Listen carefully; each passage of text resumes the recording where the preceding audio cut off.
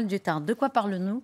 Eh bien, nous parlons d'une initiative qui a été lancée par le gouvernement ukrainien, c'est tout à fait officiel, un appel au recrutement d'un certain nombre de bénévoles qui voudraient rejoindre ce qu'ils ont appelé l'Offensive Guard, la garde offensive. Nargis, Nargis, vous allez nous expliquer exactement comment ça marche, mais d'abord, dites-nous de quoi s'agit-il? Eh bien, pour savoir ce qu'est Offensive Guard, regardez, cette affiche, elle est toute récente. C'est une initiative du ministère de l'Intérieur. Nous avons traduit le message juste ici. Rejoignez la brigade des volontaires pour expulser l'occupant d'Ukraine. Une affiche destinée aux civils, mais aussi, on imagine, aux jeunes, car cette affiche, eh bien, elle reprend évidemment les codes de la guerre, mais surtout les codes de jeux vidéo. Elle ressemble étrangement à ce jeu que nous avons mis juste ici, par exemple avec 3 soldats en treillis, équipés, tout prêts donc à aller se rendre au combat. Et vous le voyez, eh bien, on retourne sur cette affiche. En haut à droite, vous avez un numéro de téléphone et vous avez surtout ce QR code. Alors ce QR code, nous l'avons flashé et lorsqu'on le flash, eh bien, on peut arriver directement sur cette page d'accueil juste ici. Je vais faire un petit retour, cette page d'accueil juste ici, avec un message très clair pour motiver les civils. Voici ce qu'il est noté. L'histoire moderne de l'Ukraine est en train de s'écrire. Ne regardez pas, agissez. Et ce message se termine par protéger le pays et vos proches. Devenez bénévoles. Alors l'Offensive Guard, maintenant, comment ça fonctionne exactement? Comment on rejoint cette garde? Eh bien, c'est très simple. Sur cette page d'accueil, lorsque l'on déroule, on arrive directement à ce questionnaire destiné donc aux volontaires. On remplit par exemple son nom, son prénom, sa citoyenneté ou encore son âge.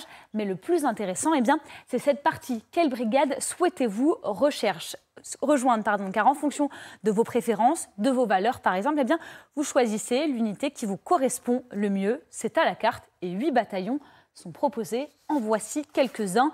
Vous souhaitez libérer la Crimée, par exemple, eh bien, vous pouvez vous tourner vers Karadarg. Ici, eh bien, c'est illustré par Levons le drapeau sur la Crimée. Il y a évidemment le bataillon Azov juste ici. Il est présenté comme incassable, invaincu, imparable. Et sous chacun de ces régiments, vous avez un petit message. Comme ici, Spartiate, l'ennemi qui se brise contre tous. Une fois l'inscription faite, il faut suivre plusieurs mois de formation, forcément, et d'entraînement au combat. C'est obligatoire avant donc d'être affecté à l'unité choisie. Un engagement qui n'est pas sans contrepartie, sont promis aux volontaires un salaire, un logement ou encore des formations. Merci Nargis. Ça n'est pas du bénévolat. C'est à partir du moment où on a un salaire, alors la formation c'est normal, mais le salaire ça veut dire que évidemment ça n'est plus tout à fait un bénévolat. Et ce qui est intéressant dans ce que vous nous avez dit aussi Nargis, c'est que ça marche. Alors avec des méthodes, j'allais dire presque ludiques, hein, c'est vrai, c'est pour attirer les jeunes. Il y a plus de 9000 personnes qui se sont engagées au cours de quelques derniers jours. Et en fait, là, c'est ce bénévolat en ce sens-là qu'ils n'attendent pas à être évoqués. Ils peuvent appliquer eux-mêmes. Après, l'armée ukrainienne... Ils peuvent s'inscrire eux-mêmes avant d'être convoqués à l'armée. Donc là, tu n'attends pas où tu vas être appelé, mais tu y vas, tu suis l'entraînement. Oui, ce n'est pas la conscription, c'est effectivement un appel au volontariat. Parce que tu peux choisir. Bien sûr qu'ils sont payés, c'est l'armée de contrat. En Ukraine, ce n'est pas l'armée des esclaves, c'est normal, c'est leur boulot. Et c'est le boulot qui n'est pas le plus facile. Non, et après, oui, c'est intéressant parce qu'il y a aussi une brigade d'opérateurs de drones qui va être formée. Ça, c'est ce qui est prouvé être très efficace en cours de cette guerre. Et donc, ici, on peut suivre l'exemple de défense territoriale qui était bien avant le 24 février de l'année dernière.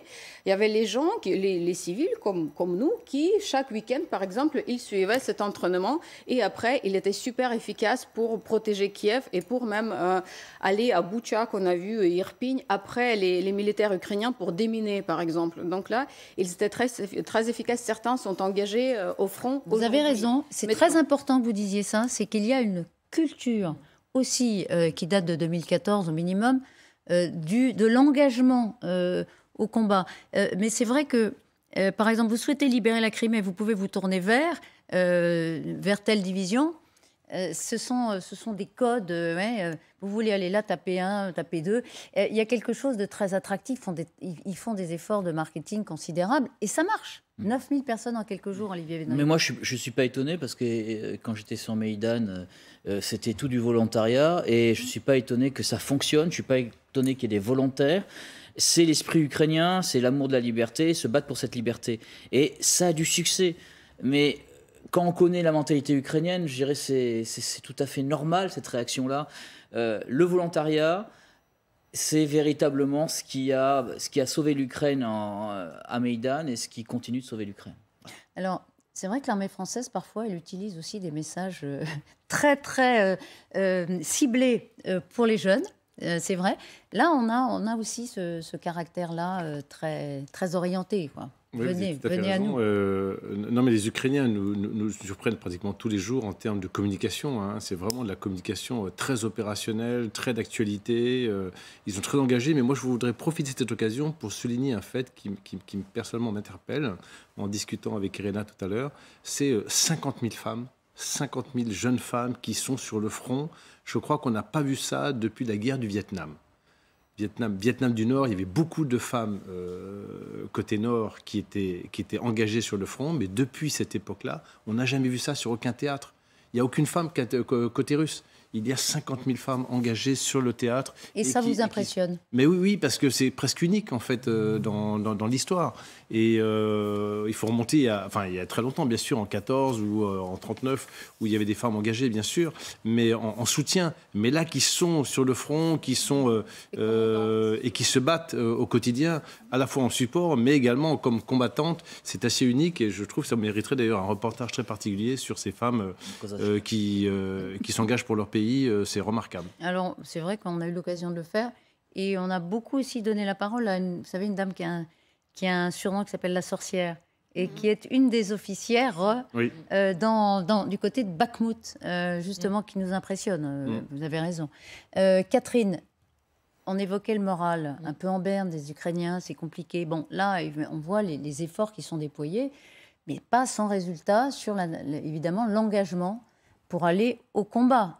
Ça s'adresse, pardon Irena, si on y était, à vous, à nous, à n'importe qui, à tous les civils, à condition qu'ils soient en bonne forme physique et qu'ils acceptent cette formation. C'est vrai que les Ukrainiens, en termes de communication, depuis le début, que ce soit de Volodymyr Zelensky à tous les autres, on voit qu'ils ont été quand même assez performants. Et là, c'est vrai que ça rappelle les jeux vidéo. Les unités, c'est ouragan, bordure en acier.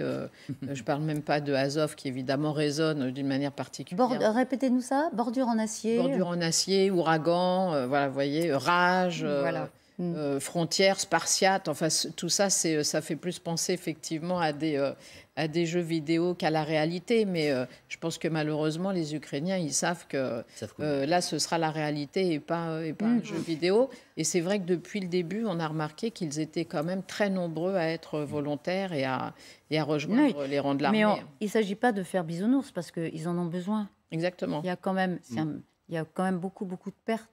Sur le front. Absolument, ils ont besoin d'effectifs. C'est ce que je disais tout à l'heure. D'ailleurs, une partie des militaires qui devaient venir en Occident pour être formés ne sont pas venus parce qu'ils doivent rester sur le front pour se battre. Donc, effectivement, ça peut prêter à sourire sous l'aspect jeu vidéo, mais c'est une réalité cruelle pour les Ukrainiens. Ils ont vraiment besoin d'avoir des renforts pour lutter contre l'invasion russe. Juste un mot sur cet enjeu-là. On disait tout à l'heure, Kiev et l'Ukraine est dans une situation difficile, aussi pour ça, parce qu'il y a des pertes et que ça n'est pas comme la Russie, un vivier inépuisable. Il y a un rapport de 1 sur 3, en fait. 44 millions d'Ukrainiens, je ne m'abuse, 134 ou 144, je ne sais plus, en Russie. Donc, vous avez à peu près un rapport de 1 sur 3 au niveau de l'engagement. Mais moi, je ne pense pas qu'il y ait un fléchissement dans le moral des troupes sur le terrain. C'est juste des interrogations légitimes à Bakhmout. c'est pas tout à fait la même chose. Hein. Sur le fond, les gens sont déterminés, ils savent que l'Occident est derrière eux, que tous les jours il se passe quelque chose, que le président Zelensky est totalement engagé. S'il vient à Bruxelles, c'est pour encore montrer la détermination et le besoin d'actualité. Mais c'est vrai qu'à Bakhmout, il y a une certaine usure qu'on peut parfaitement comprendre. Comme disait Olivier tout à l'heure, sur le terrain, c'était pareil en 14. Et on peut le comprendre avec ce pilonnage depuis plusieurs mois maintenant. Un dernier mot, pas oublier un dernier mot. Très vite, en fait, la vraie question, là où ça va être un peu l'heure de vérité pour les Ukrainiens, ça va être quand il va y avoir la déferlante russe, si vraiment elle se produit, parce qu'effectivement, comme le dit le général, le rapport, ça va être de 1 à 3. Donc, si les chars ne sont pas arrivés, si les armes que demandent les Ukrainiens ne sont pas encore sur le terrain, face à cette déferlante humaine, ça va être vraiment difficile pour les Ukrainiens. Donc, ils ont encore plus besoin de renforts. Moment d'optimisme, quand même. Au début, on n'avait carrément rien. Et on les a repoussés de Kiev. Voilà. Et aujourd'hui, le chiffre de morts russes, c'est 1000 soldats par jour. Vous imaginez ça, c'est assez grand de côté russe. Et après, pour nous, les Ukrainiens, on attend vraiment étouffer cette offensive russe, parce qu'après, on peut commencer la contre-offensive. Et là, on ne va pas dire où, ça sera le